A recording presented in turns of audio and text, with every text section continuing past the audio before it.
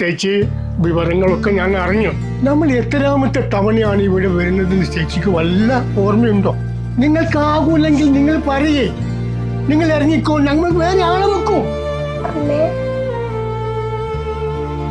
ഞങ്ങളപ്പത്തെ അവസ്ഥ നിങ്ങൾക്ക് അറിയുന്നല്ലേ. ഏട്ടൻ പോയതോടുകൂടി ഞങ്ങൾ ആകെ ഒറ്റയ്ക്കായി പോയി. എനിക്ക് കുറച്ച് സാവകാശം കൂടെ തന്നാ മതി, ഞാൻ എങ്ങനെയെങ്കിലും തരുന്നുണ്ട്. നിന്റെ ബുദ്ധിമുട്ടും കഷ്ടപ്പാടും ഒന്നും നമ്മൾക്ക് കാണണ്ട, അതിട്ട് നമ്മൾക്ക് കേൾക്കാൻ വേണ്ട. നിനക്ക് വാടക തരാൻ മാർഗമില്ലെങ്കിൽ വേറെ ഒരു വഴിയുണ്ട്, നീ ഒന്ന് സഹകരിക്കണം. ഇനി നീ ഒന്നും പറയണ്ട, നമ്മൾ പറയും, ഒരു നീ കേൾക്കും. മോള് പേടിച്ചു പോയോ? മാമൻ പോയിട്ട് വരാട്ടോ.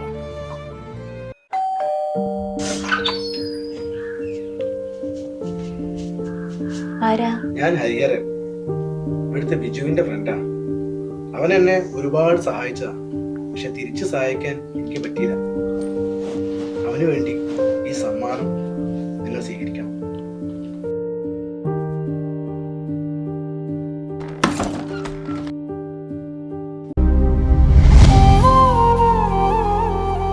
അയാളെന്തിനാ അമ്മയെ ചീത്ത പറഞ്ഞ? അച്ഛൻ വന്നിട്ട് പറഞ്ഞു കൊടുക്കണം കേട്ടോ. അച്ഛൻ വന്നിട്ട് ഈ ചോറ് വേഗം തിന്നു കഴിഞ്ഞാല് നമുക്ക് അച്ഛൻ്റെ അടുത്തേക്ക് പെട്ടെന്ന് പോവാട്ടോ.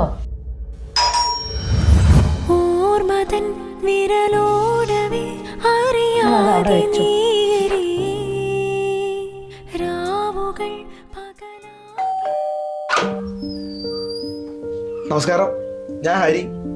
എന്റെ വീട് താമസമുണ്ട്, എല്ലാരും വരണം. നിങ്ങളല്ലേ നേരത്തെ വന്ന് പോയത്?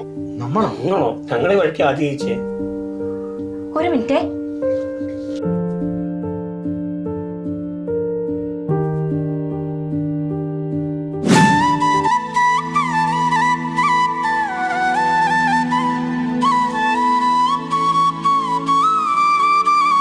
അച്ഛൻ പറഞ്ഞിട്ടുണ്ടല്ലോ ആരുമില്ലല്ലോ അയ്യപ്പൻ നമ്മളെ കൂടെ ഉണ്ടാവുന്ന.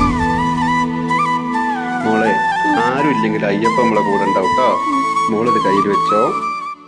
കലികാലം കൺപാർക്കും പരമാർത്ഥ പുണ്യമേ, നീതന്നതല്ലോ എൻ ശരണമയ്യപ്പ. സാമവേദം നാവിലുണർത്തിയ സ്വാമിയേ, എന്നെ സ്വരപൂജാമലരാക്കി തീർക്കണേ.